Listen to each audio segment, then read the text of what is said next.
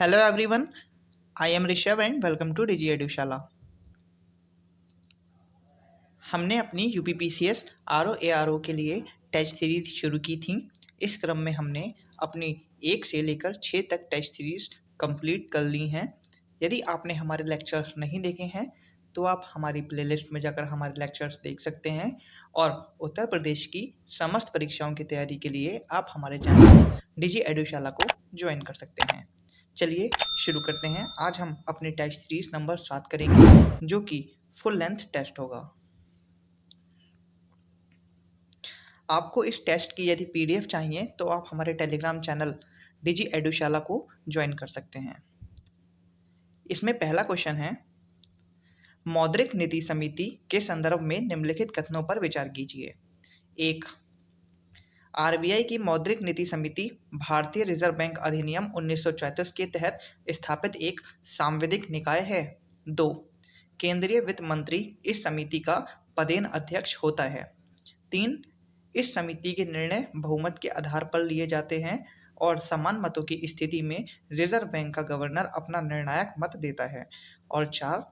यह समिति आर्थिक विकास के लक्ष्य को ध्यान में रखते हुए मुद्रा स्थिरता को बनाए रखने हेतु कार्य करती है।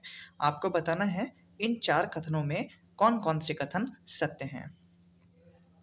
इसमें कथन 1, कथन 3 और कथन 4 यह तीनों ही सत्य हैं, लेकिन केंद्रीय वित्त मंत्री इस समिति का पदेन अध्यक्ष होता है जो कि गलत है, क्योंकि भारतीय रिजर्व बैंक का गवर्नर इस समिति का पदेन अध्यक्ष होता है। इस तरह ऑप्शन 1, 3 और 4 इस हिसाब से हमारा ऑप्शन सी सही उत्तर होगा। नेक्स्ट क्वेश्चन है, उच्च व लगातार बढ़ती हुई गैर निष्पादित परिसंपत्ति अर्थात एनपीए का आर्थिक वृद्धि पर क्या प्रभाव पड़ता है। ए. आर्थिक वृद्धि दर में तेजी आती है। बी. आर्थिक वृद्धि दर धीमी हो जाती है। सी. आर्थिक वृद्धि दर पर कोई प्रभाव नहीं पड़ता। डी. उपयुक्त में से कोई नहीं। इसका सही उत्तर है ऑप्शन बी, आर्थिक वृद्धि दर धीमी हो जाती है। यदि एनपीए में उच्च व लगातार बढ़ोतरी होती रहेगी तो हमारी आर्थिक वृद्धि दर धीमी हो जाती है और इससे बैंकों के साख में कमी उत्पन्न हो जाती है और वह ऋण देने में भी असमर्थ होते हैं। नेक्स्ट है, नीति आयोग की स्थापना के उद्देश्यों के संदर्भ में निम्नलिखित कथनों पर विचार कीजिए। इसमें 2 कथन दिए हैं, आपको बताना है कि इसमें कौन सा कथन असत्य है। 1. ग्रामीण स्तर पर योजनाओं का निर्माण करना तथा उच्च स्तर पर पहुंचाना। आपको बताना है कि इनमें नीति आयोग के उद्देश्य कौन कौन से हैं। इस तरह से पहला जो कि नीति आयोग का उद्देश्य है। दूसरा है, अर्थव्यवस्था के उन क्षेत्रों पर विशेष ध्यान देना जहां आर्थिक वृद्धि से लाभ नहीं पहुंचा है। दूसरा, यह भी नीति आयोग का ही उद्देश्य है। इस तरह हमारे दोनों ही उद्देश्य नीति आयोग के से संबंध रखते हैं। इस तरह हमें असत्य कथन जो कि कोई नहीं है, ऑप्शन डी, ना तो 1 ना ही 2। नेक्स्ट है, निम्नलिखित में से कौन सा सामान्य मूल्य दर के आधार पर मुद्रास्फीति का प्रकार नहीं है। ए. रेंगती स्फीति। बी. चलती स्फीति। सी. मांग प्रेरित स्फीति। डी. अति स्फीति। इसका सही उत्तर है ऑप्शन सी, मांग प्रेरित स्फीति, जो कि सामान्य मूल्य दर के आधार पर मुद्रास्फीति का एक प्रकार नहीं है। नेक्स्ट क्वेश्चन है, प्रत्यक्ष विदेशी निवेश के संदर्भ में निम्नलिखित कथनों पर विचार कीजिए। 1. यह एक अल्पकालिक निवेश होता है। 2. एफडीआई में क्षेत्रवार अधिकतम सीमा पहले से निर्धारित होती है। आपको बताना है इसमें कौन सा कथन असत्य है।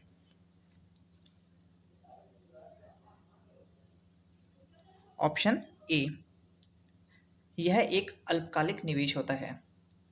यह कथन असत्य है क्योंकि यह एक दीर्घकालिक निवेश होता है जो सामान्यतः 1 वर्ष से अधिक अवधि के लिए होता है। ऑप्शन हमारा ए जो कि गलत है। और कथन दूसरा जो कि सही है, एफडीआई में क्षेत्रवार अधिकतम सीमा पहले से ही निर्धारित होती है। नेक्स्ट है, निम्नलिखित में से किसे राष्ट्रीय आय में सम्मिलित नहीं किया जाता है? ए कालाधन, बी विदेशियों की भारत में अर्जित आय, सी मध्यवर्ती वस्तुओं का मूल्य और डी उपयुक्त में से उपयुक्त सभी। इसका सही उत्तर है ऑप्शन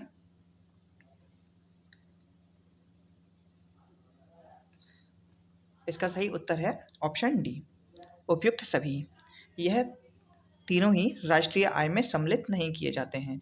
कालाधन, विदेश की भारत में अर्जित आय और मध्यवर्ती वस्तुएं, यह तीनों ही हमारी राष्ट्रीय आय में सम्मिलित आय नहीं है। नेक्स्ट है, लेसेस फेयर से क्या तात्पर्य है? आर्थिक निर्णय, ए आर्थिक निर्णय लेने में सरकार का कम से कम हस्तक्षेप, बी उत्पादन के साधनों का संकेंद्रण करना, सी आर्थिक निर्णय लेने में सरकार की महत्वपूर्ण भूमिका, डी वस्तुओं और सेवाओं की विविधता। इसका सही उत्तर है ए, लेजर फेयर से तात्पर्य है आर्थिक निर्णय लेने में सरकार का कम से कम हस्तक्षेप करना। यह कार्य बाजार की शक्तियां अर्थात मांग एवं पूर्ति द्वारा किया जाता है। नेक्स्ट है, अर्थव्यवस्था का वह क्षेत्र जो प्राथमिक क्षेत्र के उत्पादों को अपनी गतिविधियों में कच्चे माल की तरह उपयोग करता है, क्या कहलाता है? ए प्राथमिक क्षेत्र, बी द्वितीयक क्षेत्र, सी पंचम क्षेत्र, डी चतुर्थ क्षेत्र। इसका सही उत्तर है ऑप्शन बी, द्वितीयक क्षेत्र। आप जानते हैं सेकेंडरी सेक्टर अर्थात द्वितीयक क्षेत्र के अंतर्गत अर्थव्यवस्था के प्राथमिक क्षेत्र के उत्पादों के प्रयोग से विनिर्मित वस्तु के उत्पाद का लेखांकन किया जाता है। इसे औद्योगिक क्षेत्र भी कहा जाता है। उदाहरण की बात करें तो विनिर्माण, निर्माण, गैस, जल तथा विद्युत आपूर्ति इसके उदाहरण हैं। नेक्स्ट है, निम्नलिखित में से कौन सी संस्था विश्व बैंक समूह का भाग नहीं है? ए बहुपक्षीय विनियोग गारंटी संस्था, बी अंतर्राष्ट्रीय वित्त निगम, सी अंतर्राष्ट्रीय मुद्रा कोष, डी निवेश विवादों के समाधान के लिए अंतर्राष्ट्रीय केंद्र। इसका सही उत्तर है ऑप्शन सी, अंतर्राष्ट्रीय मुद्रा कोष अर्थात IMF, जो कि वर्ल्ड बैंक समूह का भाग नहीं है। विश्व बैंक समूह के अंतर्गत 5 संस्थाएं शामिल हैं, जिसमें अंतर्राष्ट्रीय पुनर्निर्माण एवं विकास बैंक, दूसरा है अंतर्राष्ट्रीय विकास परिषद, तीसरा अंतर्राष्ट्रीय वित्त निगम, चौथा बहुपक्षीय विनियोग गारंटी संस्था और पांचवा है निवेश विवादों के समाधान के लिए अंतर्राष्ट्रीय केंद्र। लेकिन अंतर्राष्ट्रीय मुद्रा कोष इसमें शामिल नहीं किया गया, इसलिए ऑप्शन सी हमारा सही होगा। नेक्स्ट है, निम्नलिखित में से किसे आदर्श सिक्का अर्थात गुड कॉइन कहा जाता है? वह सिक्का जिसका अंकित मूल्य वास्तविक मूल्य से अधिक होता है उसे हम आदर्श सिक्का या गुड कॉइन कहते हैं। नेक्स्ट क्वेश्चन है, निम्नलिखित में से कौन सा देश सार्क का सदस्य देश नहीं है? ए भारत, बी पाकिस्तान, सी म्यांमार, डी मालदीव। सार्क अर्थात south Asian association for regional cooperation. हम जानते हैं कि सार्क की स्थापना दिसंबर 1985 में ढाका शिखर सम्मेलन में हुई थी और इसका मुख्यालय काठमांडू में है। सार्क के कुल 8 सदस्य देश हैं, जिसमें भारत, श्रीलंका, भूटान, मालदीव, पाकिस्तान, नेपाल, बांग्लादेश और अफगानिस्तान शामिल हैं, लेकिन म्यांमार को इसमें शामिल नहीं किया गया है। इस तरह ऑप्शन सी हमारा सही उत्तर होगा। नेक्स्ट है, बाजार कीमत पर शुद्ध घरेलू उत्पाद से क्या तात्पर्य है? इसका सही उत्तर है ऑप्शन डी, बाजार कीमत पर शुद्ध घरेलू उत्पाद अर्थात NDP-MP। बाजार कीमत पर सकल घरेलू उत्पाद माइनस मूल्यह्रास। नेक्स्ट है, वैश्वीकरण से होने वाले लाभों के संदर्भ में निम्नलिखित कथनों पर विचार कीजिए। यहाँ 3 कथन दिए हैं, आपको बताना है इनमें कौन कौन से कथन सत्य हैं। कथन 1, प्रतिस्पर्धा के कारण घरेलू उद्योगों में वृद्धि हुई। 2, उपभोक्ता के लिए विकल्पों में कमी आई। और 3, वस्तुओं की गुणवत्ता में सुधार तथा मूल्यों में कमी आई। इसका सही उत्तर है ऑप्शन सी, 1 और 3। प्रतिस्पर्धा के कारण घरेलू उद्योगों में वृद्धि हुई थी वैश्वीकरण के कारण, वहीं वस्तुओं की गुणवत्ता में सुधार तथा मूल्यों में कमी आई थी, लेकिन उपभोक्ताओं के लिए विकल्पों की कमी नहीं बल्कि विकल्पों की वृद्धि हुई थी। नेक्स्ट है, कैस्केडिंग प्रभाव से क्या तात्पर्य है? एक ही वस्तु पर बार बार कर लगाना, इसे हम कैस्केडिंग इफेक्ट के नाम से जानते हैं। नेक्स्ट है, बहुआयामी निर्धनता सूचकांक के संदर्भ में निम्नलिखित में से कौन सा कथन असत्य है? आपको इन चारों में से असत्य कथन की पहचान करनी है। पहला है, बहुआयामी निर्धनता सूचकांक की संकल्पना सन 2010 में इसे अपनाया गया था, यह कथन सही है। दूसरा है, मानव गरीबी सूचकांक की संकल्पना को त्याग कर बहुआयामी निर्धनता सूचकांक को अपनाया गया है, यह भी कथन ठीक है। तीसरा है, सी कथन, इस सूचकांक में मानव विकास सूचकांक को प्रतिबिंबित करने वाले 4 आयामों को सम्मिलित किया गया है, जिन्हें 12 सूचकों में विभाजित किया गया है, यह कथन हमारा गलत है, क्योंकि इस सूचकांक को मानव विकास सूचकांक को प्रतिबिंबित करने के लिए 4 नहीं बल्कि 3 आयामों स्वास्थ्य, शिक्षा तथा जीवन स्तर को अपनाया गया है, जिसमें 12 नहीं बल्कि 10 सूचकों में विभाजित किया गया है। इस तरह ऑप्शन सी हमारा सही उत्तर होगा। नेक्स्ट है, आपको एक तरफ भौतिक राशियां और दूसरी तरफ उनकी इकाई दी है, आपको बताना है कि कौन सा सुमेलित होगा। त्वरण, त्वरण की इकाई है मीटर प्रति सेकंड। उसके बाद बल की इकाई है न्यूटन। किया गया कार्य अर्थात जूल और आवेग जिसकी इकाई न्यूटन सेकंड है। इस तरह 4, 3, 1 और 2 हमारा ऑप्शन सही होगा, जो कि हमारे ऑप्शन डी में है, 4, 3, 1 और 2।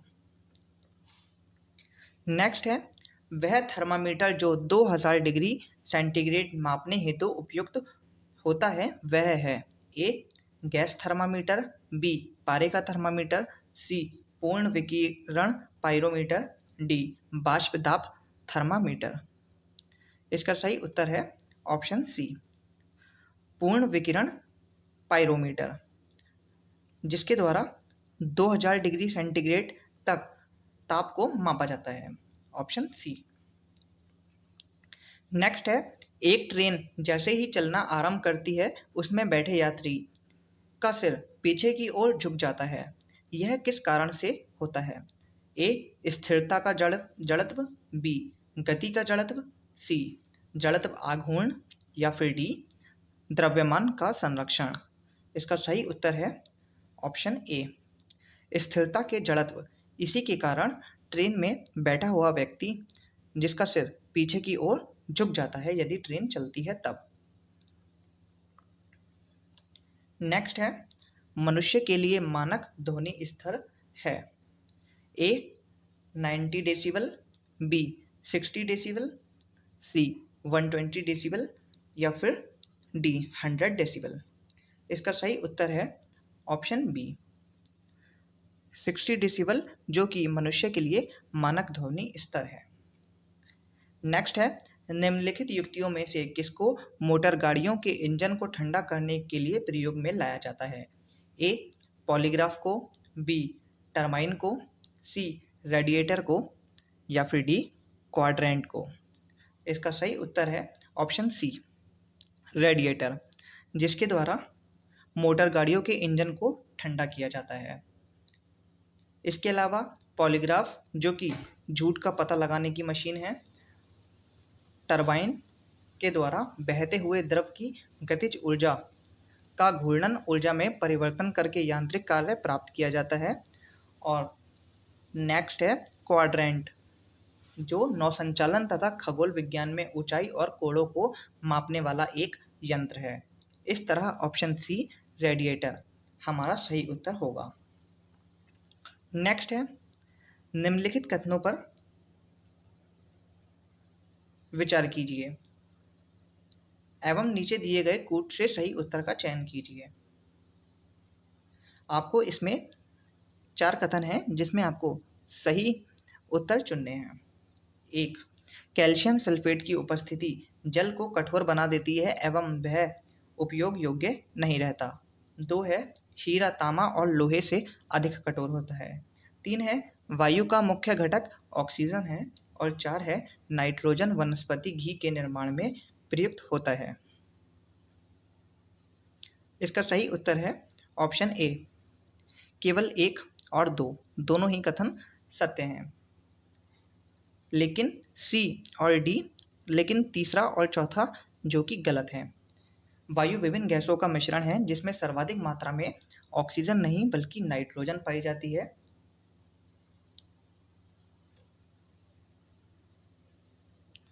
और वनस्पति घी के निर्माण में नाइट्रोजन नहीं बल्कि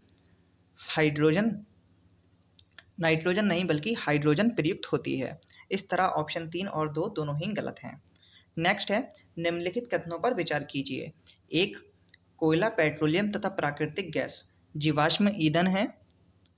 2, गैसोहोल बेंजीन तथा एल्कोहल का मिश्रण है। 3, भूतापीय ऊर्जा एक अपारंपरिक ऊर्जा स्रोत है। 4, गोबर गैस में मुख्यतः मीथेन होती है। आपको बताना है कि इसमें कौन कौन से कथन सही हैं।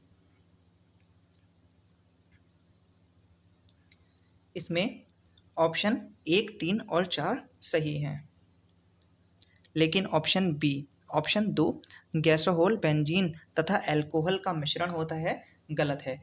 गैसोहोल या ईथेन एक ईंधन है जो 10% निर्जल एथेनॉल तथा 90% गैसोलीन का मिश्रण होता है। पृथ्वी की भूतापीय ऊर्जा ग्रह के मूल गठन से खनिजों के रेडियोधर्मी क्षय और सतह पर अवशोषित सौर ऊर्जा से उत्पन्न होती है। नेक्स्ट क्वेश्चन है निम्नांकित में से कौन एक सुमेलित नहीं है। ए, अदरक, राइजोम, बी, केसर, बीज, सी, अफीम की डुंडी और डी, तना। इसका सही उत्तर है ऑप्शन बी, जो कि गलत है, केसर। केसर एक मसाला है जिसे सैफरान क्रोकस के पुष्प की वर्तिका तथा वर्तिकाग्र से प्राप्त किया जाता है, ना कि बीज से। और इसके रासायनिक नाम की बात करें तो इस पौधे का वनस्पतिक नाम क्रोकस सेटावाइस है। नेक्स्ट है नीचे कथन और कारण दिए हैं, आपको बताना है कि कथन और कारण में क्या सही है। ए है मरुस्थलीय पौधे के जड़तंत्र काफी लंबे होते हैं। बी है मृदा का उच्च तापमान जड़ विकास को प्रोत्साहित करता है। इसमें ऑप्शन सी, ए सही है परंतु आर गलत है।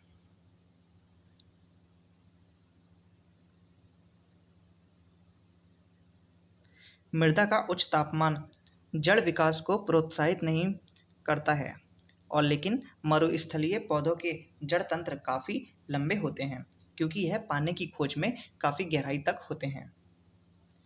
नेक्स्ट है जमी हुई मछली झील के अंदर जीवित नहीं रहती है, इसका कारण क्या है। ए, मछली उष्ण रक्त वाली जीव है। बी, मछलियां बर्फ में शीतल निद्रा में रहती हैं। सी, तलों के निकट पानी जमा नहीं रहता। और डी है बर्फ ऊष्मा का सुचालक होता है। क्वेश्चन था आपका जमी हुई झील के अंदर मछलियां जीवित रह सकती हैं। मछलियां जीवित रह सकती हैं, आपको इसका कारण बताना है। इसका कारण है सी, तलों के निकट पानी नहीं जमता है। अर्थात हम कभी झील देखते हैं तो उसमें हमें ऊपर बर्फ दिखाई देती है लेकिन नीचे पानी होता है। इस तरह मछली आसानी से उसमें जीवित रह पाती हैं। नेक्स्ट क्वेश्चन है, मनुष्य की खोपड़ी में कुल कितनी अस्थियां होती हैं? ए 28, बी 30, सी 32 या फिर डी 40। इसका सही उत्तर है ऑप्शन ए।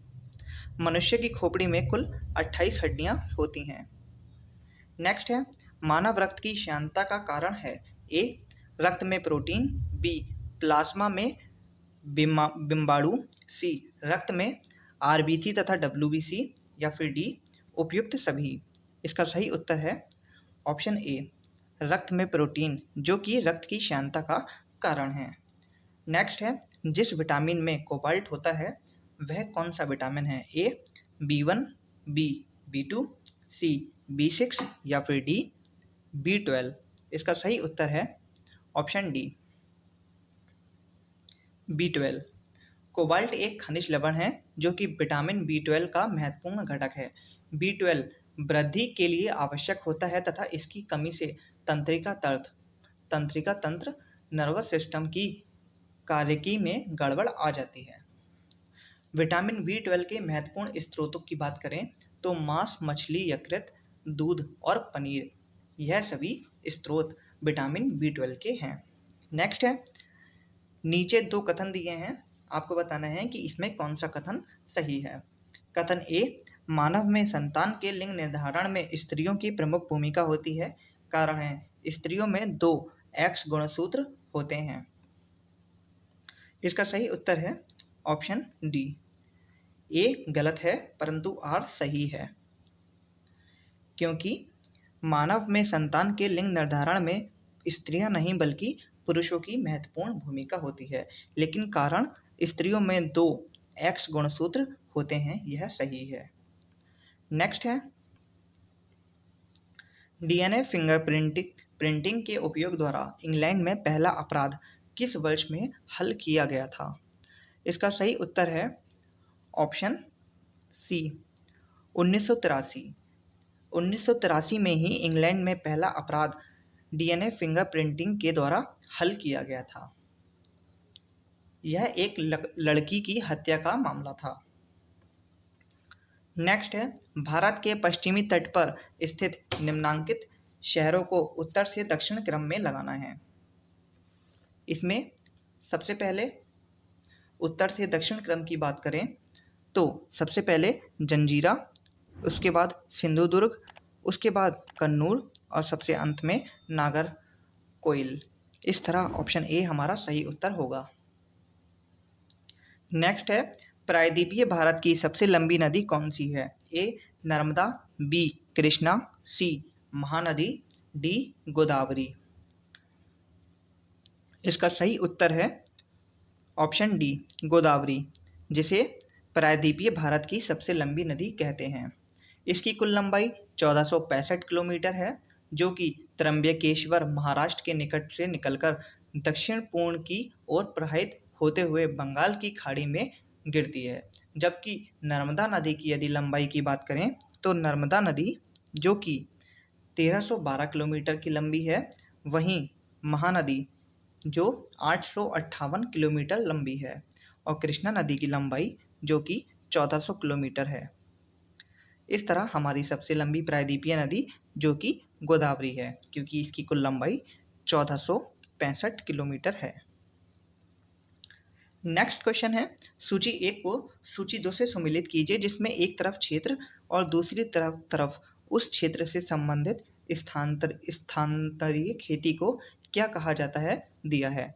आपको बताना है कि कौन सा कथन सुमेलित है। इसमें पश्चिमी घाट में स्थानांतरित खेती को कुमारी कहते हैं।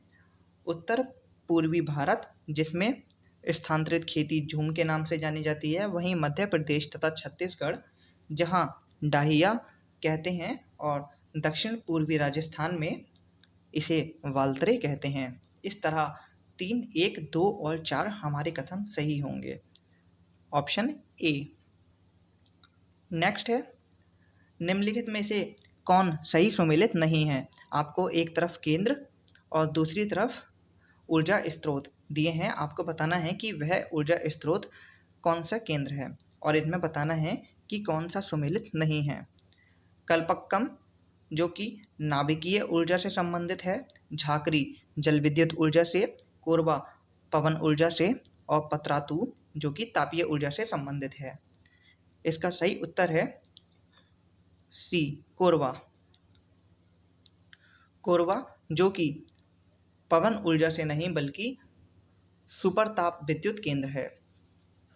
यह छत्तीसगढ़ के कोरबा जिले में स्थित है और इसे एनटीपीसी के द्वारा स्थापित किया गया है। यह देश का सबसे बड़ा विद्युत गृह है। यहाँ से लगभग 2600 मेगावाट बिजली का उत्पादन प्रतिवर्ष किया जाता है। इस तरह ऑप्शन सी हमारा सही उत्तर होगा। नेक्स्ट है, पश्चिमी घाट के संबंध में निम्नलिखित कथनों पर विचार कीजिए। 1. यह एक वंशोत्थ पर्वत है। 2. इसका पूर्वी ढाल क्रमशः नीचा होता हुआ पठार है। 3. इसका उत्तरी खंड लावा से आच्छादित है। आपको बताना है कि उपयुक्त कथनों में से कौन कौन से कथन सही हैं। इसमें 1, 2 और 3 तीनों ही कथन सही हैं। नेक्स्ट है कथन कारण।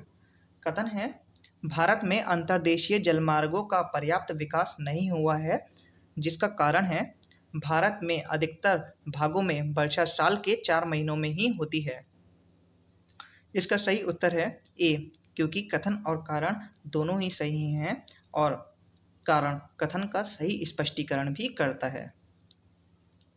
नेक्स्ट है, निम्नांकित क्षेत्रों में से कौन सा क्षेत्र मानसून की अरब शाखा से संबंध से अधिक प्रभावित नहीं होता है।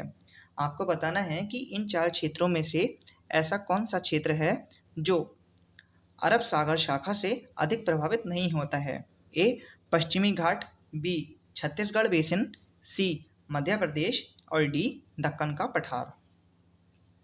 इसका सही उत्तर है ऑप्शन बी, छत्तीसगढ़ बेसिन, जो कि अरब मानसून की अरब शाखा से अधिक प्रभावित नहीं होता है, क्योंकि अरब सागर से उठने वाला मानसून पश्चिमी घाट से टकराने के बाद 2 शाखाओं में विभाजित हो जाता है।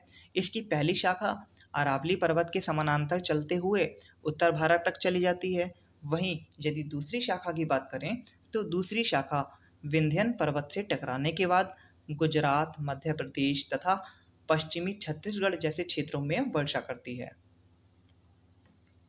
इस तरह ऑप्शन बी हमारा सही उत्तर होगा।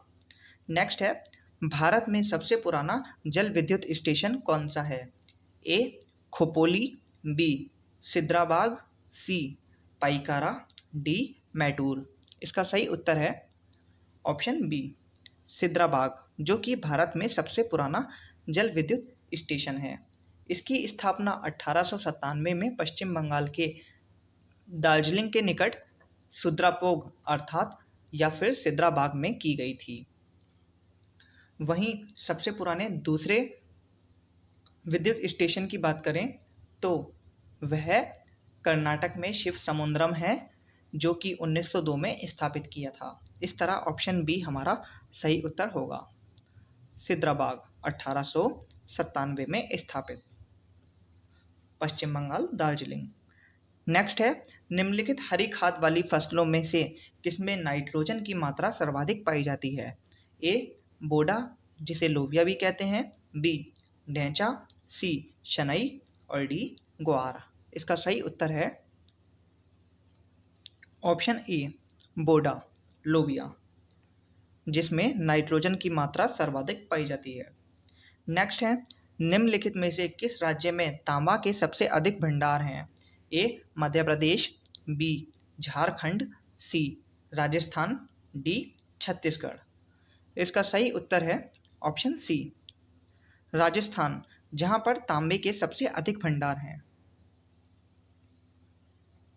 जबकि तांबा का उत्पादन करने वाले राज्यों में मध्य प्रदेश 62%, राजस्थान 27% और झारखंड 11% की भागीदारी रखते हैं। और यदि हम सबसे बड़े भंडार की बात करें तो सबसे बड़ा भंडार राजस्थान के पास है। राजस्थान के बाद झारखंड और झारखंड के बाद मध्य प्रदेश। नेक्स्ट क्वेश्चन है, सूची 1 को सूची 2 से सुमेलित कीजिए, जिसमें सूची 1 में देश और सूची 2 में नहर या शहर हैं। आपको बताना है कि कौन सा देश और कौन सा शहर सुमेलित हैं। श्रीलंका, जिसका संबंध है कैडी से, वहीं स्पेन, बार्सिलोना, न्यूजीलैंड, ऑकलैंड और कनाडा, टोरंटो। इस तरह ऑप्शन 2, 3, 1 और 4 सुमेलित है। यह हमारा ऑप्शन बी है। नेक्स्ट है कथन कारण। कथन है, विषुवत रेखीय प्रदेश का पर्यावरण पौधों के अनुकूल है पर मनुष्यों के लिए नहीं। कारण है इसका, विषुवत रेखीय प्रदेश में औसत वार्षिक तापांतर बहुत कम होता है। इसका सही उत्तर होगा ऑप्शन बी। ए और आर दोनों सही हैं, लेकिन आर ए का सही स्पष्टीकरण नहीं करता है।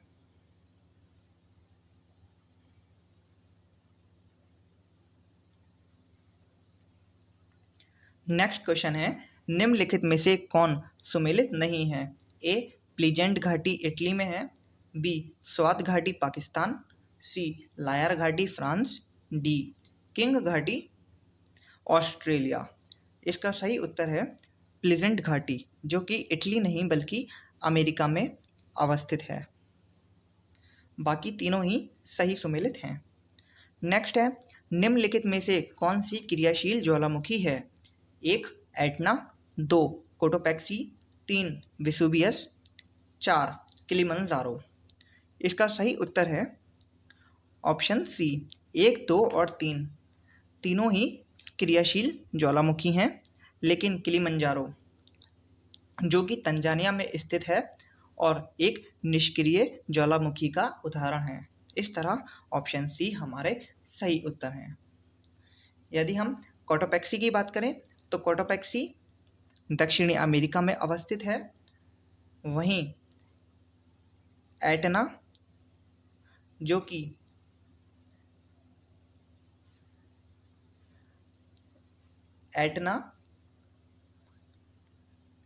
इक्वाडोर में स्थित है, एवं वेसुवियस नेपल्स, यह दोनों ही एटना और वेसुवियस यह इटली में अवस्थित हैं, और कोटोपैक्सी जो कि दक्षिण अमेरिका में अवस्थित है। किलिमंजारो हमने आपको बताया है कि किलिमंजारो तंजानिया में अवस्थित है। नेक्स्ट है, निक्स एवं हाइड्रा चंद्रमा हैं। ए, शनि के। बी, बुध के। सी, वरुण के। या फिर डी, प्लूटो के। इसका सही उत्तर है ऑप्शन डी, प्लूटो के। निक्स एवं हाइड्रा प्लूटो के चंद्रमा हैं। इसमें आपको सूची 1 को सूची 2 से सुमेलित करना है। पश्चिमी वायु प्रवाह, जिसका संबंध है पश्चिमी वायु के क्षेत्र के ऊपर की ओर चलने वाली धीमी धारा। इसमें आपको गर्म और ठंडी जलधारा दे रखी हैं, आपको उन्हें सही सुमेलित करना है। पेरू जलधारा, जो कि प्रशांत महासागर की जलधारा है। वहीं पश्चिमी ऑस्ट्रेलियाई जलधारा हिंद महासागर, और गल्फ स्ट्रीम, जो कि एक गर्म जलधारा है। इस तरह ऑप्शन 2, 1, 3 और 4 सही सुमेलित हैं। Option A. नेक्स्ट है, निम्नलिखित युग्मों में कौन सुमेलित नहीं है? ए, रेड लैगून, जो कि बोलिविया में होते हैं। बी, रेंडियर झील कनाडा में अवस्थित है। सी, 5 फ्लावर झील अमेरिका। और डी, ग्रेट स्लेव झील कनाडा। इसका सही उत्तर है ऑप्शन सी, 5 फ्लावर झील, जो कि अमेरिका नहीं बल्कि सिचुआन चीन में स्थित है। नेक्स्ट है, अफ्रीका की मूलभूत जनजाति पिग्मी किस नदी घाटी में पाई जाती है? A, Congo. B, Niger. C, Zambezi. D, नील। इसका सही उत्तर होगा ऑप्शन ए, अफ्रीका की मूल जनजाति पिग्मी जो कि कांगो नदी घाटी में पाई जाती है। नेक्स्ट है, एक घास स्थल पारिस्थितिकी तंत्र के खाद्य श्रृंखला में विभिन्न घटकों का सही क्रम कौन सा होगा? इसमें सही क्रम की यदि बात करें तो सबसे पहले घास जो कि टिड्डा खाता है, टिड्डे को मेंढक खाता है और मेंढक को सांप खाता है। इस तरह ऑप्शन बी जो कि खाद्य श्रृंखला हमारी सही क्रम में व्यवस्थित है। नेक्स्ट है, निम्नलिखित कथनों पर विचार कीजिए। जैव विविधता हॉटस्पॉट केवल उष्णकटिबंधीय क्षेत्रों में स्थित है। दूसरा है, भारत में 4 जैव विविधता हॉटस्पॉट अर्थात पूर्वी हिमालय, पश्चिमी घाट तथा अंडमान एवं निकोबार द्वीप हैं। आपको बताना है कि कौन से कथन सही हैं। इसमें ऑप्शन डी, ना तो 1 ना ही 2। जैव विविधता हॉटस्पॉट केवल उष्णकटिबंधीय प्रदेशों में ही नहीं बल्कि उच्च अक्षांशीय प्रदेशों में भी पाए जाते हैं। भारत में 4 जैव विविधता हॉटस्पॉट स्थल हैं जिसमें पूर्वी हिमालय, पश्चिमी हिमालय, म्यांमार भारत सीमा एवं सुंडालैंड है।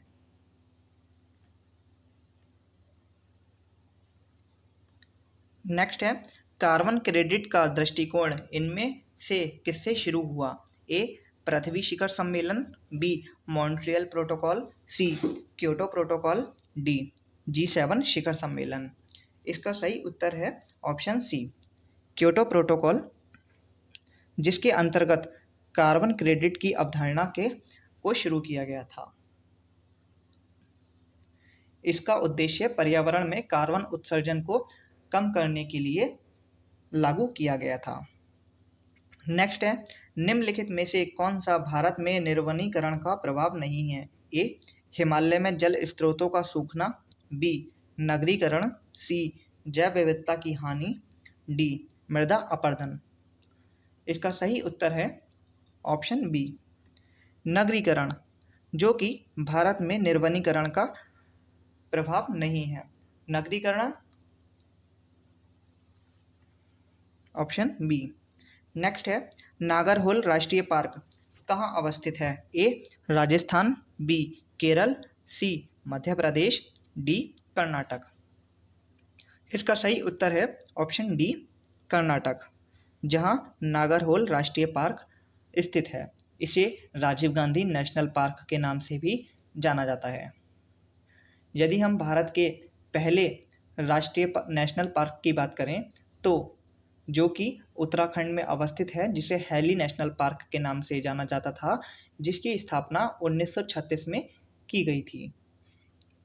नेक्स्ट है, चीतों को रखे जाने हेतु किस राष्ट्रीय पार्क अभयारण्य का चयन किया गया है? ए, पेंच, बी, कान्हा, सी, बांधवगढ़ और डी, कूनो।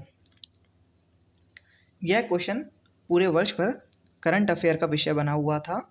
आप इस क्वेश्चन का आंसर हमें कमेंट बॉक्स में दीजिए। और इसी के साथ आप विभिन्न एग्जाम्स की टेस्ट सीरीज के लिए भी आप हमारा चैनल सब्सक्राइब कर सकते हैं। चलिए नेक्स्ट क्वेश्चन, निम्नलिखित में से कौन एक द्वितीयक प्रदूषण नहीं है? ए, स्मॉग, बी, सल्फर डाइऑक्साइड, सी, PAN, डी, ओजोन। इसका सही उत्तर है बी, सल्फर डाइऑक्साइड, जो कि द्वितीयक प्रदूषण का उदाहरण नहीं है।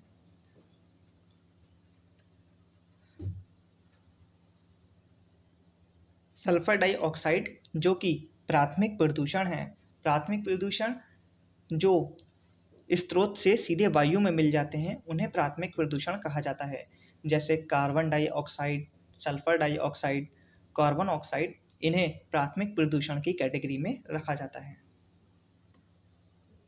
जबकि ऐसे वायु प्रदूषक जो प्राथमिक वायु प्रदूषकों तथा साधारण वातावरणीय पदार्थ की क्रिया के फलस्वरूप उत्पन्न होते हैं, द्वितीयक वायु प्रदूषक कहे जाते हैं। इसमें PAN, ओजोन, स्मॉग आदि शामिल हैं। नेक्स्ट है, उत्तर प्रदेश में प्रवाहित होने वाली नदियों में से कौन सी एक नदी का नाम इरावती भी है? A, Sharda, B, Saryu, C, Rapti, D, Gandak. इसका सही उत्तर है option C, Rapti. Option C, Rapti. इसका नाम इरावती भी है। यह नेपाल के रुकुमकोट से निकलती है तथा प्रवाहित होते हुए देवरिया जिले के बरहज में सरयू से मिल जाती है।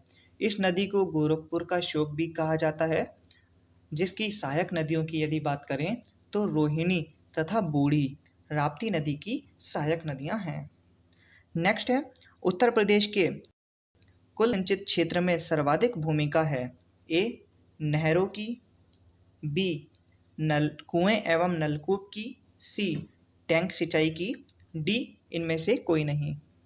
इसका सही उत्तर है ऑप्शन बी, कुएं एवं नलकूप की। उत्तर प्रदेश में कुल सिंचित क्षेत्र में सर्वाधिक भूमिका है। कुल भूमि का 84% भाग कुएं एवं नलकूप द्वारा सींचा जाता है। शेष में से 15.2% नहरों द्वारा सिंचाई की जाती है। नेक्स्ट है, कहोम का मंदिर उत्तर प्रदेश के किस जनपद में स्थित है? ए, झांसी, बी, देवरिया, सी, प्रतापगढ़, डी, कानपुर। इसका सही उत्तर है ऑप्शन बी, देवरिया। कहोम का मंदिर जो देवरिया जिले में अवस्थित है। यहाँ 5 जैन तीर्थंकरों की मूर्तियों की स्थापना का भी उल्लेख मिलता है। नेक्स्ट है, निम्नलिखित कलाकारों में से किस एक का संबंध लखनऊ घराने से नहीं है? ए, लच्छू महाराज, बी, बिरजू महाराज, सी, बेगम अख्तर, डी, बिस्मिल्लाह खां। इसका सही उत्तर है ऑप्शन डी, बिस्मिल्लाह खां, जो उत्तर प्रदेश के लखनऊ घराने से संबंधित नहीं हैं। यह बनारस घराने से संबंधित हैं और प्रसिद्ध शहनाई वादक हैं। वहीं लच्छू महाराज और बिरजू महाराज जो कि कथक नृत्य के लिए प्रसिद्ध हैं, और बेगम अख्तर जो कि गज़ल गायिका हैं। नेक्स्ट है, उत्तर प्रदेश हिंदी संस्थान की स्थापना कब हुई थी? ए, 1970, बी, 1974, सी, 1976, डी, 1980। इसका सही उत्तर है ऑप्शन सी,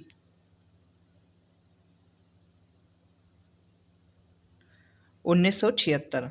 1976 में उत्तर प्रदेश में हिंदी संस्थान की स्थापना की गई थी और इस संस्थान को राजश्री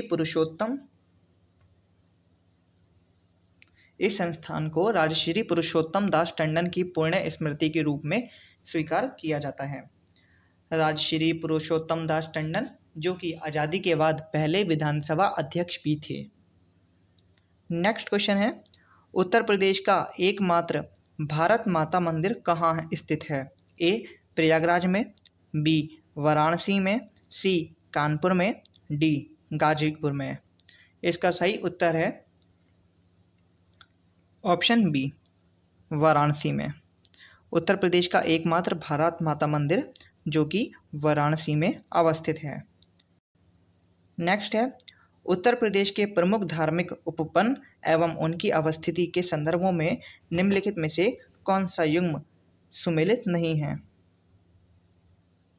आपको जान करनी है। ए, बेरिया समाया जो बहराइच में है, बी, झलीधाम गोंडा, सी, परमहंस कुटी चंदौली में, और डी, पृथ्वीनाथ गोंडा में। इसका सही उत्तर है ऑप्शन सी, परमहंस कुटी जो कि चंदौली नहीं बहराइच में अवस्थित है। नेक्स्ट है, सरसावा हवाई अड्डा स्थित है? ए, मेरठ, बी, सहारनपुर, सी, कानपुर, डी, गाजियाबाद।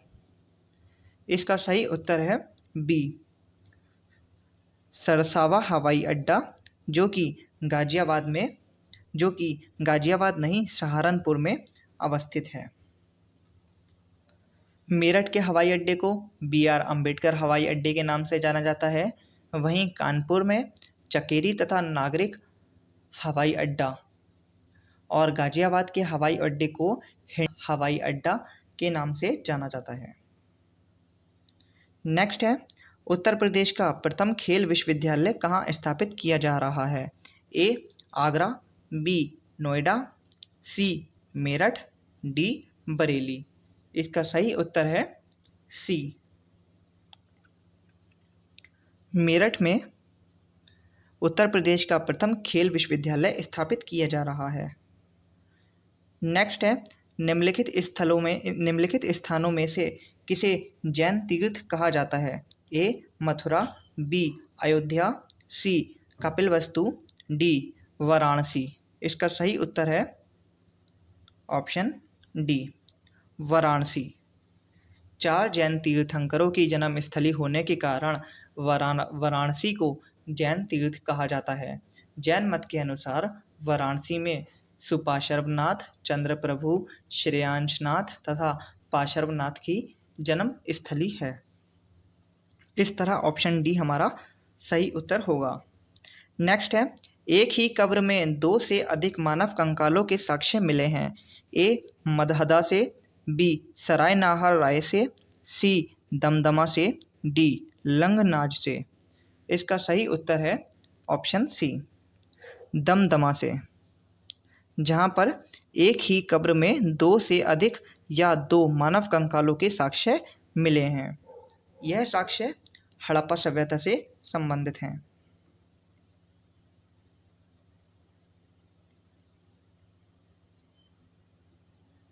नेक्स्ट है, अलार कलाम बुद्ध से किस प्रकार से संबंधित थे? ए बुद्धकालीन एक शासक, बी बुद्ध के एक शिष्य, सी एक प्रतिष्ठित बुद्ध भिक्षु, डी बुद्ध के एक गुरु।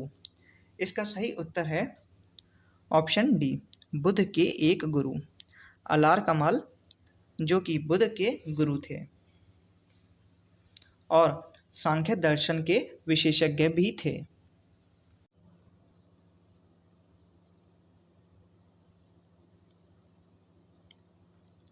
नेक्स्ट क्वेश्चन है, निम्नलिखित में से किस भक्ति संत ने अपने संदेश के प्रचार के लिए सबसे पहले हिंदी भाषा का प्रयोग किया था?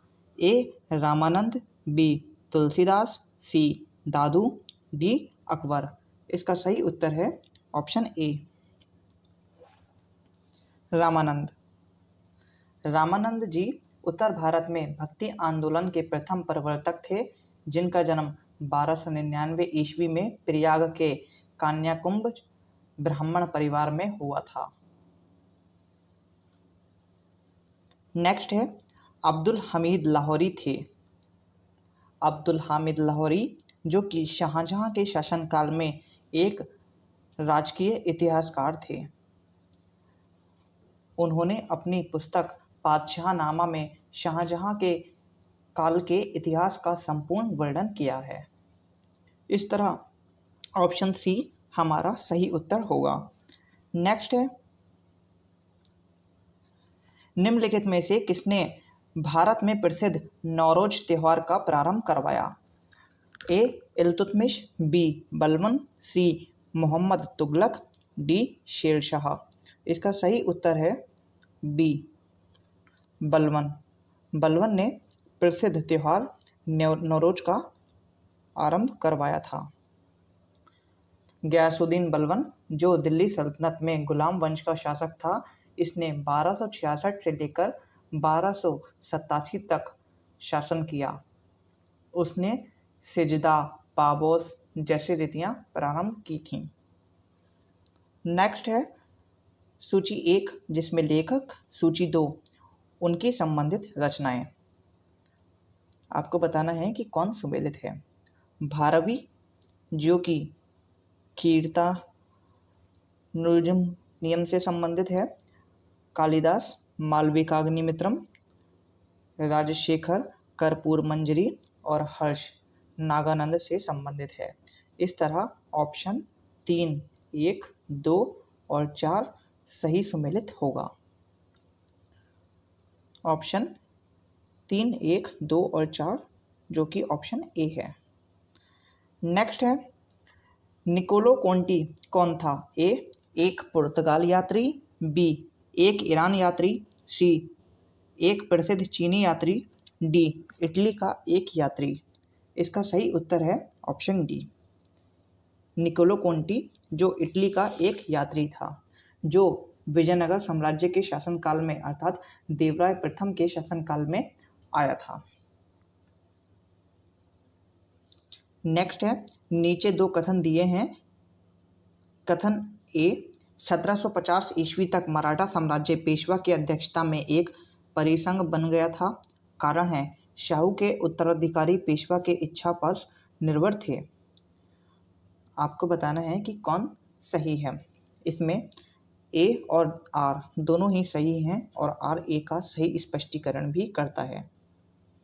नेक्स्ट है, निम्नलिखित में से कौन एक कनिष्क के दरबार से संबंधित नहीं था? ए, चरक, बी, अश्वघोष, सी, पतंजलि, डी, नागार्जुन। इसका सही उत्तर है ऑप्शन सी, पतंजलि। महर्षि पतंजलि जो कि शुंगकालीन विद्वान थे, बाकी तीनों ही कनिष्क के दरबार से संबंधित थे। नेक्स्ट है, अकबर के दरबार में आने वाला पहला अंग्रेज व्यक्ति था? A, Peter Mundy, B, John Hawkins, C, Ralph Fitch, D, Sir Thomas Roe. इसका सही उत्तर है ऑप्शन सी, रॉल्फ फिंच, जो कि अकबर के दरबार में आने वाला पहला अंग्रेज व्यक्ति था। नेक्स्ट है, सूची 1 को सूची 2 से मिलाना है। एक तरफ आपके वायसराय और दूसरी तरफ उनके द्वारा किए गए कार्य।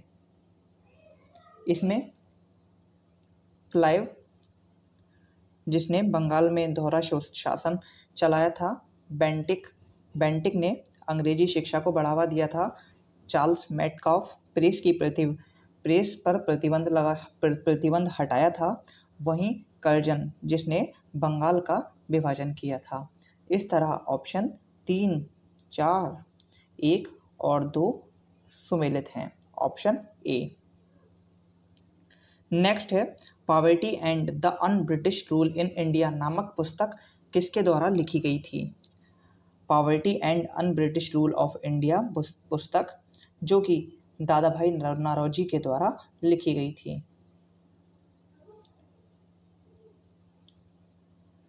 नेक्स्ट है, वेल्लोर का विद्रोह किस गवर्नर जनरल के समय हुआ था? A, Wellesley, B, Lord Minto, C, Lord Cornwallis, D, Sir George Barlow. इसका सही उत्तर है option D, Sir George Barlow, जो कि वेल्लोर के विद्रोह से संबंधित गवर्नर जनरल थे। नेक्स्ट है, ब्रह्म समाज के बारे में निम्नलिखित में से कौन से कथन सही हैं? इसने मूर्ति पूजा का विरोध किया। 2, धार्मिक ग्रंथों की व्याख्या के लिए इसने पुरोहित वर्ग को अस्वीकार किया। 3, इसने इस सिद्धांत का प्रचार किया कि वेद त्रुटिहीन हैं।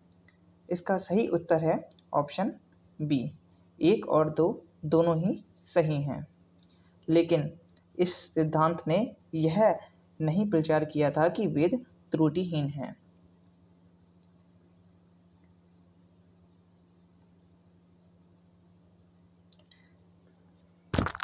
नेक्स्ट है, किसने कहा था दरो दीवार पे हसरत की नज़र करते हैं, खुश रहो अहले वतन हम तो सफ़र करते हैं? यह कथन वाजिद अली शाह के द्वारा किया गया था, जो कि अवध के आखिरी नवाब भी थे। नेक्स्ट है, निम्नलिखित में से कौन भारतीय क्रांति की माँ कहलाती हैं? भारतीय क्रांति की माँ, जो कि भीकाजी रुस्तम कामा कहलाती हैं। उन्होंने यूरोप एवं अमेरिका से क्रांति का संचालन किया था। नेक्स्ट है, सूची 1 और सूची 2, इसमें आपको सुमिलित करना है। सहजानंद सरस्वती, जिनका संबंध बिहार से है। खुदाई खिदमतगार, जिनका संबंध NWFP से है स्वामी रामानंद, जिनका संबंध हैदराबाद से है। वहीं अब्दुल हमीद खां दक्षिणी असम। इस तरह 3, 4, 1 और 2 सुमिलित है, ऑप्शन बी। नेक्स्ट है, कांग्रेस ने खिलाफत आंदोलन का समर्थन किया, मुख्यतः क्या कारण थे कि कांग्रेस ने खिलाफत आंदोलन का समर्थन किया था? पहला, खलीफा की पुनः स्थापना के लिए। दूसरा, खलीफा को हटाने के लिए। तीसरा, मुसलमानों की सहानुभूति प्राप्त करने के लिए। चौथा, कांग्रेस में जिन्ना को हाशिए पर लाने के लिए। इसे हम एलिमिनेट मेथड के द्वारा करें तो इसमें कांग्रेस ने जिन्ना को हाशिए पर लाने के लिए यह काम कभी नहीं किया था, और वहीं खलीफा को हटाने के लिए भी यह काम नहीं किया गया था। इस तरह 1 और 3 कथन हमारे सही होंगे। 1 या 3 कथन जो कि ऑप्शन ए में है। नेक्स्ट है, असहयोग आंदोलन के दौरान विदेशी वस्त्रों के जलाए जाने पर किसने महात्मा गांधी को पत्र लिखा? यह एक निष्ठुर बर्बादी है। A, Madan Mohan Malviya. B, Rabindranath Tagore. C, Shaukat Ali. D, Motilal Nehru. इसका सही उत्तर है option B, Rabindranath Tagore. Next है, निम्नलिखित में से कौन कांग्रेस समाजवादी दल का प्रमुख नेता थे? ए, एम.एन. रॉय। बी, गणेश शंकर विद्यार्थी। सी, पट्टम ताड़ू पिल्ले। डी, आचार्य नरेंद्र देव। इसका सही उत्तर है ऑप्शन डी, आचार्य नरेंद्र देव। कांग्रेस समाजवादी पार्टी जिसकी स्थापना 1934 में की गई थी, आचार्य नरेंद्र देव एवं जयप्रकाश नारायण इसके संस्थापक थे। नेक्स्ट है, कथन कारण। कथन है, 12 छोड़ो आंदोलन में से लोगों को जागृत करने और साहस दिलाने में सफलता मिली। कारण है, करो या मरो का नारा लोगों के मन में प्रवेश कर गया था। इसमें कथन और कारण दोनों ही सही हैं, और कारण कथन का सही स्पष्टीकरण भी करता है, ऑप्शन ए। नेक्स्ट है, भारत के स्वतंत्रता से संबंधित निम्नलिखित कथनों में से कौन सा कथन सही नहीं है? इसमें ऑप्शन डी, 1931 में कराची के कांग्रेस अधिवेशन में गांधी इरविन समझौते का विरोध हुआ था, यह कथन गलत है। वर्ष 1931 में कांग्रेस के कराची अधिवेशन में गांधी इरविन समझौते को स्वीकृति प्रदान करी गई थी, जिससे संबंधित प्रस्ताव गांधी जी ने जवाहरलाल नेहरू से प्रस्तुत कराया।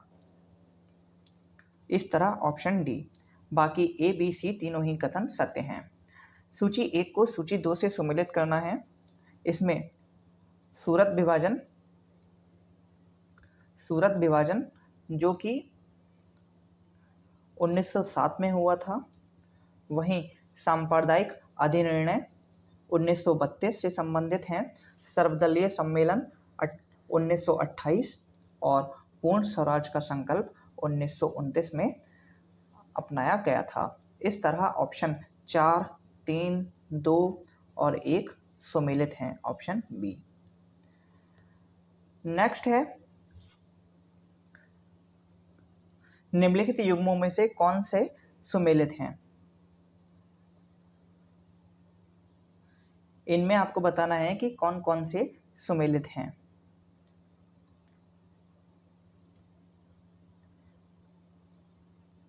इसमें Theodore Beck Mohammed Anglo Oriental college Aligarh में एल्बर्ट विल जो कि रिपन के द्वारा प्रस्तुत किया गया था, और फिरोज शाह मेहता भारतीय राष्ट्रीय कांग्रेस के सदस्य थे, और बदरुद्दीन तैयब जी जो कि मुस्लिम लीग के सदस्य थे। यह चौथा कथन गलत है, क्योंकि बदरुद्दीन तैयब जो कि भारतीय राष्ट्रीय कांग्रेस से संबंधित थे, ना कि मुस्लिम लीग से।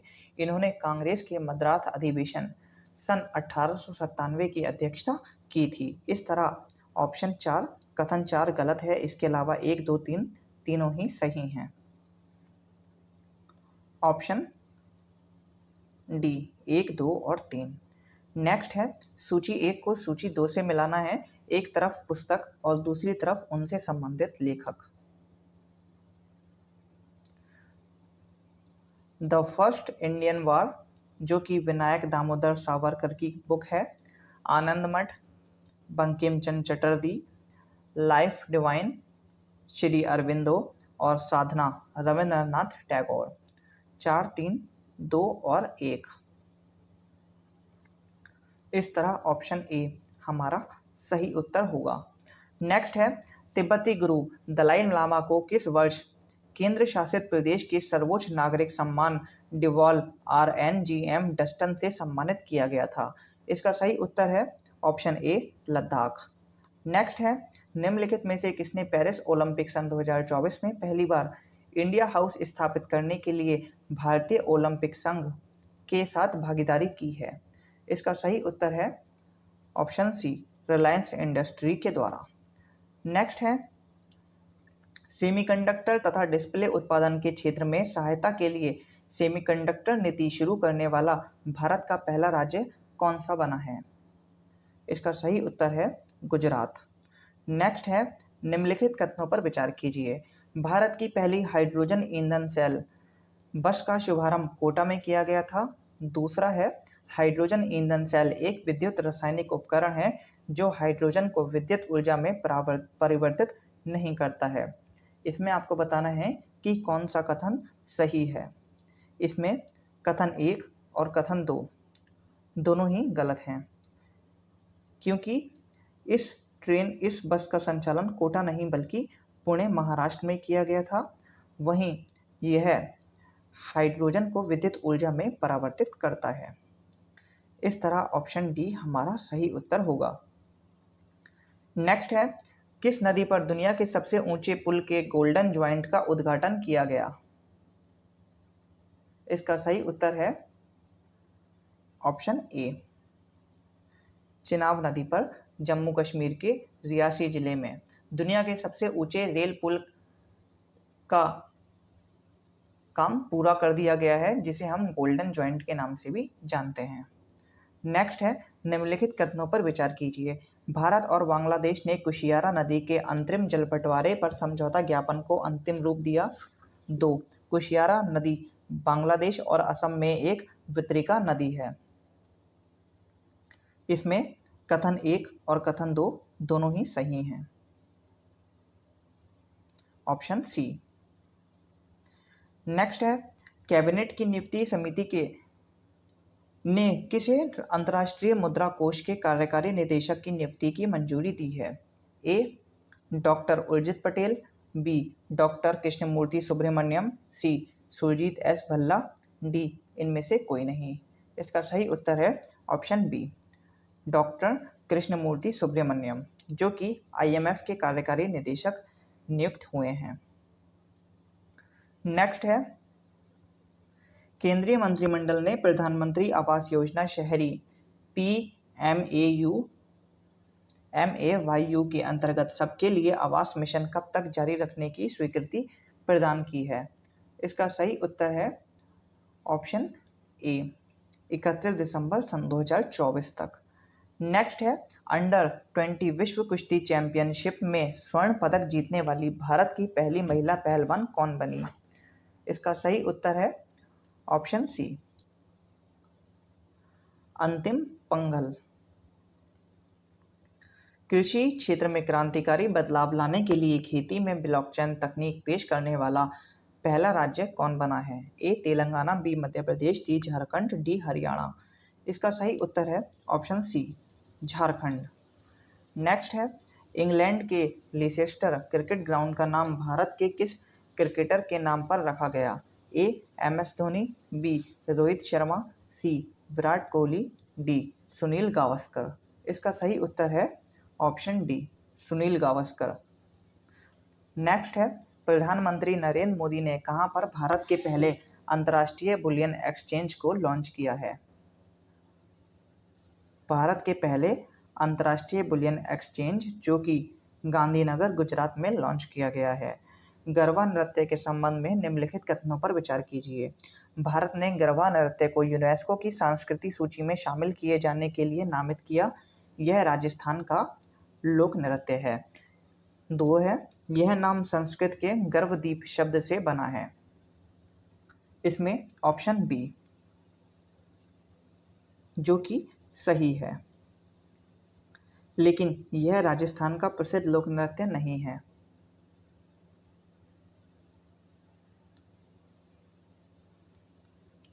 इस तरह ऑप्शन बी हमारा सही उत्तर होगा।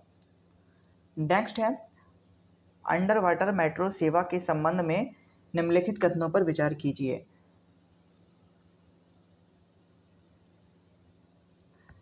भारत की पहली अंडर वाटर मेट्रो सेवा हैदराबाद शहर में शुरू होगी। 2, इस प्रोजेक्ट की कुल 16.55 किलोमीटर लंबाई में से सेक्टर ए और सियालदह के बीच 9.30 किलोमीटर लंबाई चालू है। इसमें ऑप्शन बी जो कि सही है, लेकिन ए जो कि गलत है, क्योंकि अंडर वाटर मेट्रो सेवा हैदराबाद नहीं बल्कि कोलकाता में शुरू हो जाएगी। नेक्स्ट है, निम्नलिखित कथनों पर विचार कीजिए। वित्त वर्ष सन 2021-22 के दौरान भारत में अमेरिका ने सर्वाधिक प्रत्यक्ष विदेशी निवेश किया है।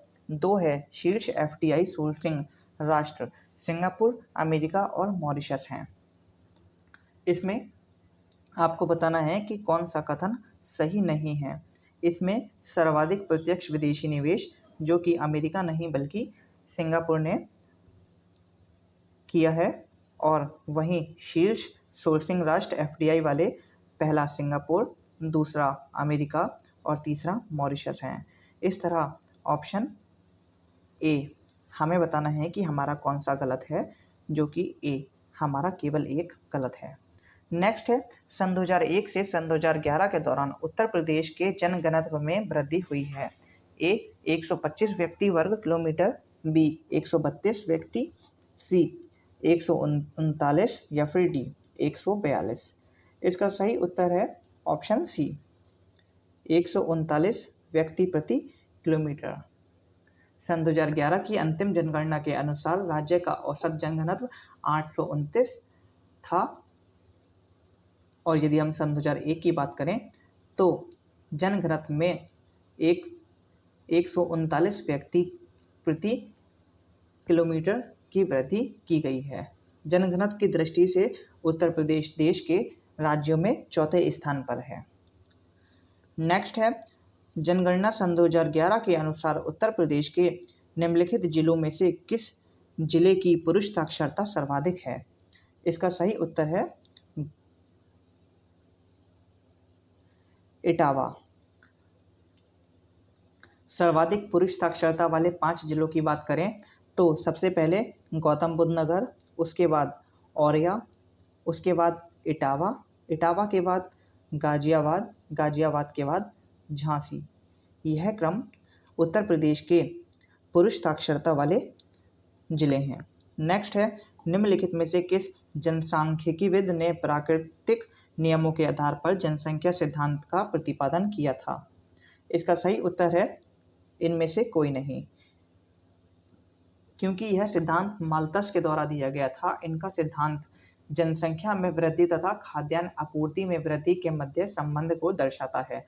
माल्थस के अनुसार किसी भी क्षेत्र में जनसंख्या की वृद्धि जो कि गुणोत्तर श्रेणी में होती है, वहीं जीविकोपार्जन के संसाधन में समांतर श्रेणी में वृद्धि होती है।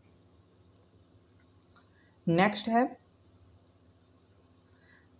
जनगणना सन 2011 के अंतिम आंकड़ों के अनुसार ग्रामीण जनसंख्या की दशकीय वृद्धि दर रही है। इसका सही उत्तर है ऑप्शन सी 12.18%। नेक्स्ट है, लिंग अनुपात ज्ञात करने का सूत्र है। लिंग अनुपात ज्ञात करने का सूत्र कुल स्त्रियों की संख्या बटे कुल पुरुषों की संख्या इंटू 100। यह लिंग अनुपात ज्ञात करने का सूत्र है। नेक्स्ट है, दशकीय जनसंख्या वृद्धि दर ज्ञात करने का सूत्र है। दशकीय जनसंख्या वृद्धि दर जो कि हम वर्तमान जनसंख्या में से पूर्व की जनसंख्या घटा देते हैं और पूर्व की जनसंख्या से उस संख्या को भाग देने से और उसमें 100 की गुणा करने पर जो हमें संख्या प्राप्त होगी, उसके द्वारा हम दशकीय जनसंख्या वृद्धि दर की गणना करते हैं।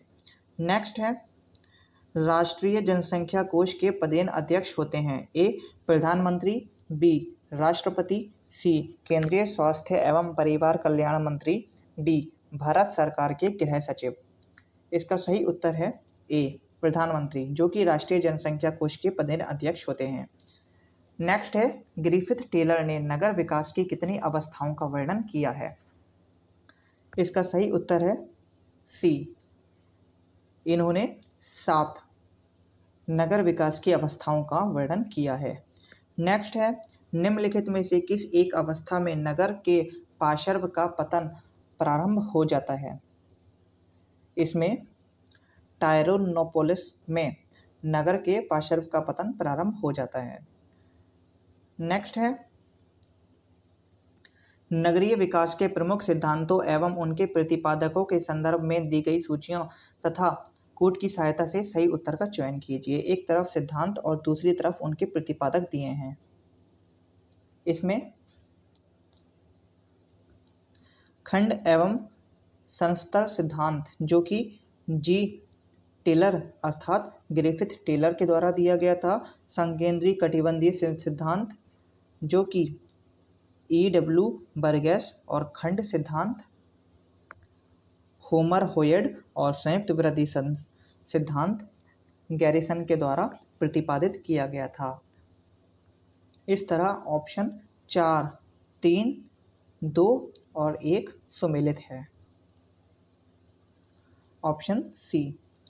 नेक्स्ट है, एक व्यक्ति एक वस्तु को 20% लाभ पर बेचना चाहता था, लेकिन वास्तव में उसने इसे 20% हानि पर 480 में बेचा।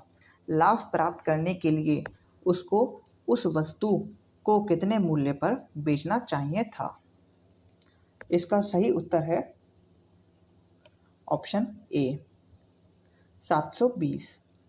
नेक्स्ट है, किसी आयताकार मैदान की लंबाई और चौड़ाई में 3:2 का अनुपात है। यदि इसका परिमाप 80 मीटर हो तो इसकी चौड़ाई होगी ए 18, बी 16, सी 10, डी 24। इसका सही उत्तर है ऑप्शन बी, 16। हमें लेंथ दे रखी है, हमें लंबाई और चौड़ाई का अनुपात दे रखा है 3:2। यदि हम लेंथ को 3x और चौड़ाई को 2x मान लें तो हम परिमाप का फॉर्मूला जानते हैं। परिमाप का फॉर्मूला होता है 2 लंबाई प्लस चौड़ाई। इसमें 2 3x प्लस 2x। इस तरह से हमें 10x = 80 प्राप्त होगा, जिसमें हम x की वैल्यू फाइंड करेंगे। x बराबर 8 और हमसे चौड़ाई पूछी है, चौड़ाई जो हमारी 2x थी। अब हम इसमें 2 × x की वैल्यू पुट कर देंगे। इस तरह 16 हमारा सही उत्तर होगा। नेक्स्ट है, किसी वृत्त का क्षेत्रफल 38.5 वर्ग सेंटीमीटर है, उसकी परिधि की लंबाई है। इसका सही उत्तर है ऑप्शन ए, 22। वृत्त का क्षेत्रफल πr² बराबर हमें दे रखा है 38.5। अब हम इसमें r² की वैल्यू फाइंड करेंगे। इससे हमें r की वैल्यू प्राप्त होगी और उसके बाद वृत्त की परिधि का फॉर्मूला, जो कि 2πr होता है, उसमें हम 2 × 22/7 × r की वैल्यू, जो कि हमें 3.5 प्राप्त होगी, उसे हम लगा देंगे। इस तरह 22 हमारा उत्तर आ जाएगा।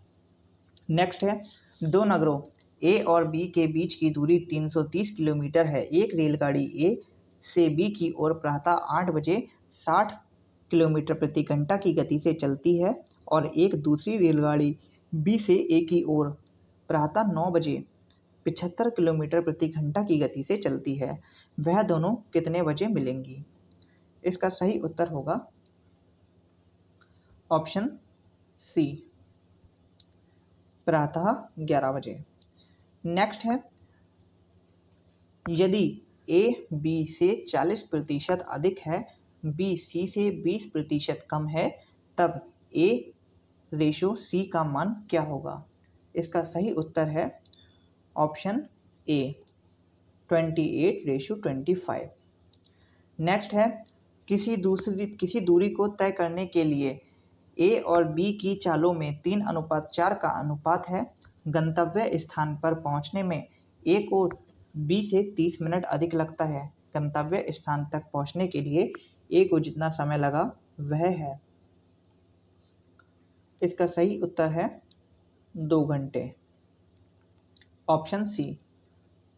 नेक्स्ट है, रहीम सुधा बिंदु ई से एफ तक 5 किलोमीटर दूर गया। एफ से वह बाएं मुड़कर 6 किलोमीटर दूर बिंदु जी तक पहुंचा। वहां बाएं मुड़कर 5 किलोमीटर दूर बिंदु एच तक गया। वह फिर बाएं मुड़ा और 2 किलोमीटर चलकर बिंदु आई पर पहुंचा। अब वह प्रारंभिक बिंदु से कितनी दूरी पर है? इसका सही उत्तर होगा ऑप्शन बी, 4 किलोमीटर। नेक्स्ट है, सीमा सुधीर की बहू है और रमेश की भाभी। मोहन सुधीर का पुत्र है और रमेश का अकेला भाई। सीमा और मोहन के बीच संबंध बताइए। इसका सही उत्तर है ऑप्शन डी, पत्नी। नेक्स्ट है, 40 खिलाड़ियों के एक समूह में कुछ क्रिकेट खेलते हैं, कुछ फुटबॉल खेलते हैं और कुछ दोनों। यदि 30 क्रिकेट खेलते हैं और 20 दोनों, तो केवल फुटबॉल खेलने वाले खिलाड़ियों की संख्या है ए 5, बी 10, सी 15, डी 20। इसका सही उत्तर है 10।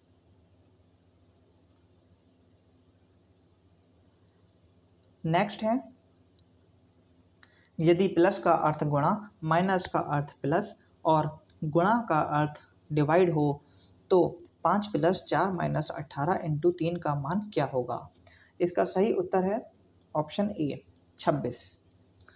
नेक्स्ट है, निम्नलिखित में से कौन संविधान संशोधन अधिनियम ए द्वारा भारतीय संविधान की प्रस्तावना में संशोधन किया गया है? 42वां संविधान संशोधन अधिनियम, जो कि भारतीय संविधान की प्रस्तावना में संशोधन से संबंधित है। इसके तहत 3 नए शब्द जोड़े थे, समाजवाद, धर्मनिरपेक्षता और अखंडता। नेक्स्ट है, भारत के उपराष्ट्रपति को उसके पद से हटाए जाने के संदर्भ में सही कूट का चयन कीजिए। राज्यसभा में प्रस्ताव को आरंभ करने के लिए पश्चात लोकसभा की स्वीकृति द्वारा। 2, लोकसभा के प्रस्ताव तथा राज्यसभा की सहमति के द्वारा। 3, दोनों सदनों की एक संयुक्त सत्र की बैठक में स्वीकृत प्रस्ताव के द्वारा। डी, महाभियोग की औपचारिकता के बाद। इसमें ऑप्शन सी, केवल एक।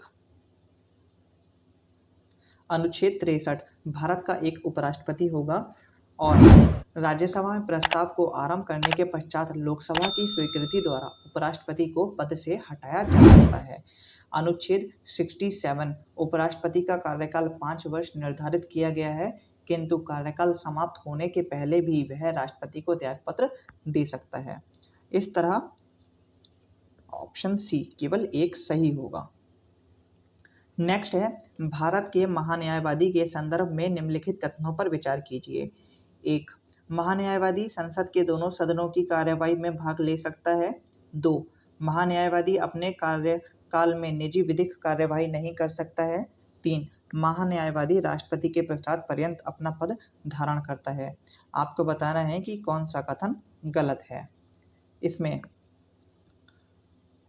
केवल 2 जो कि गलत है। महान्यायवादी अपने कार्यकाल में निजी विधिक कार्यवाही नहीं कर सकता है, यह गलत है।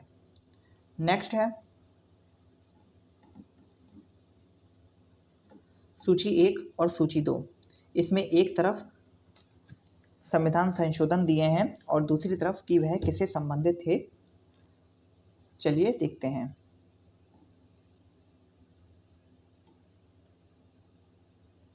इसमें मूल कर्तव्यों को संविधान में जोड़ा गया था। 42वें संविधान संशोधन के द्वारा मतदान की उम्र को 21 वर्ष से घटाकर 18 वर्ष 61वें संविधान के द्वारा किया गया था। वहीं सहकारी समिति से संबंधित जो कि 97वां संविधान संशोधन था और 11वीं अनुसूची में पंचायत के 29 मदों को जोड़ा गया था, वह 73वें संविधान संशोधन के द्वारा जोड़ा गया था। इस तरह ऑप्शन 3, 1, 2 और 4 सही सुमेलित हैं। 3, 1, 2 और 4 हमारे ऑप्शन बी में है। नेक्स्ट है, निम्नलिखित में से भारत के संविधान का कौन सा अनुच्छेद लोक नियोजन में अवसर की समता को परिभाषित करता है। इसका सही उत्तर है अनुच्छेद 16। नेक्स्ट है, निम्नलिखित में से भारतीय संसद में शामिल नहीं है। ए राष्ट्रपति, बी उपराष्ट्रपति, 3 लोकसभा, 4 राज्यसभा। इसका सही उत्तर है ऑप्शन सी 1, 3 और 4। राष्ट्रपति, लोकसभा और राज्यसभा यह तीनों ही संसद के अंग होते हैं। इसमें उपराष्ट्रपति को शामिल नहीं किया जाता है। इस तरह ऑप्शन सी हमारा सही उत्तर होगा। नेक्स्ट है, राज्यपाल को सहायता एवं सलाह देने के लिए गठित मंत्रिपरिषद का उल्लेख संविधान के किस अनुच्छेद में किया गया है। यह उल्लेख संविधान के अनुच्छेद 163 के अंतर्गत किया गया है। अनुच्छेद 164 में मुख्यमंत्री की नियुक्ति राज्यपाल के द्वारा की जाती है। नेक्स्ट है, निम्नलिखित में से कौन से राज्य के नीति निर्देशक तत्वों के उद्देश्य में शामिल है।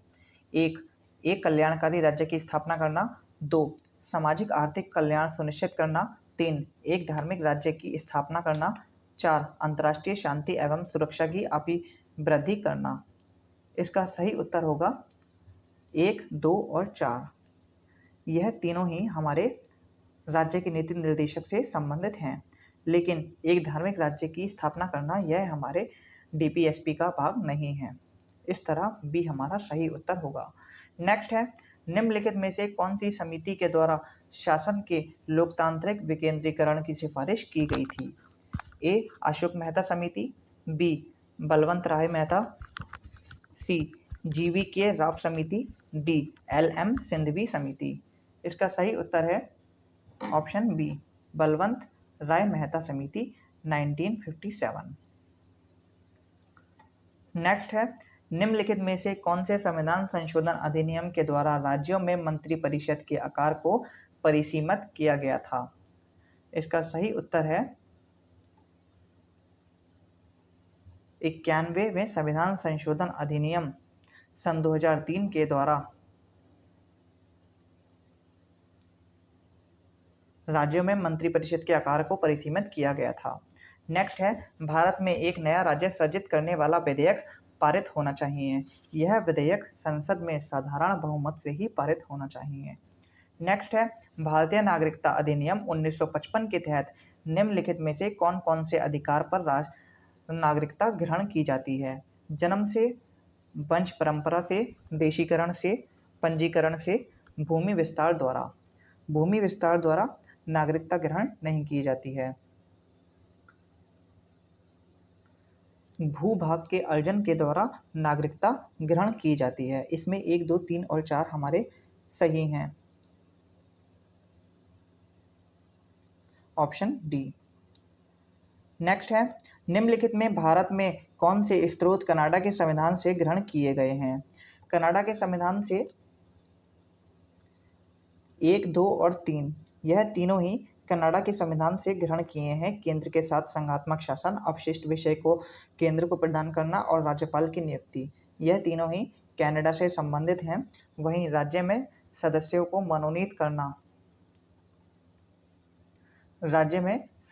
मनोनीत करना यह हमारे कनाडा के संविधान से नहीं लिया गया है। नेक्स्ट है, संविधान सभा की आलोचना के संदर्भ में कौन सा कथन सही है। लॉर्ड विस्काउंट ने संविधान सभा को हिंदुओं का निकाय कहा, यह कथन सही है। ग्रैनविले ऑस्टिन ने कहा कि संविधान सभा ने भारत के केवल बड़े समुदाय का प्रतिनिधित्व किया है। यह गलत है क्योंकि यह ग्रैनविल ऑस्टिन नहीं बल्कि विंस्टन चर्चिल ने कहा है। नेक्स्ट है, विंस्टन चर्चिल ने कहा कि संविधान सभा ही कांग्रेस है और कांग्रेस ही संविधान सभा। यह विंस्टन चर्चिल नहीं बल्कि ग्रेवन ऑस्टिन ने कहा था। इस तरह हमारा केवल एक ऑप्शन ए सही होगा।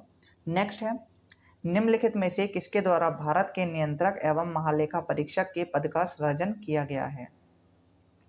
इसमें संविधान के द्वारा भारत के महालेखा परीक्षक एवं नियंत्रक का पद सृजित किया गया है। यह संविधान के आर्टिकल 148 में वर्णित है।